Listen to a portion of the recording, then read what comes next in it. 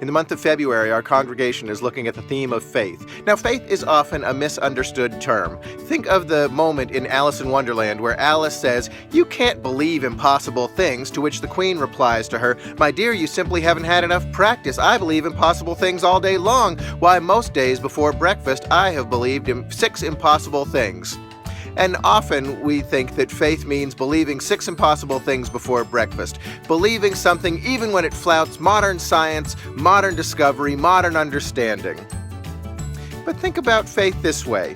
There's a story that's included in Stephen Hawking's book, A Brief History of Time. It goes like this. There's this cosmologist who's giving a long talk about the nature of the universe, and he comes to the end of his talk and takes questions from the audience. In the back, there's an elderly woman, and she raises her hand, and he calls on her.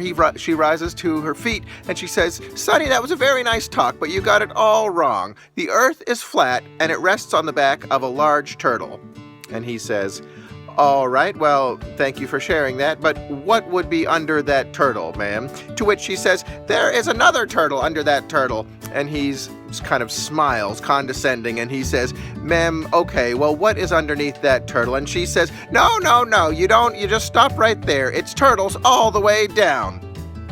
And the idea that story is meant to illustrate is that of infinite regress. The idea that any truth claim that we would put our money down on is based on or relies upon a previous proposition. And that proposition itself relies upon a previous proposition, and so on and so on. It's turtles all the way down, all the way to infinity. Whatever we would point at and say, this is true, this is the way of the world, relies upon a previous proposition. In fact, there is no way to capture the final and complete truth of the world without saying at some point, you know, this is where I'm going to trust. This is where I'm going to put my money down. This is going to be my walking around hunch for the way of the world. This is where I'm going to put my faith.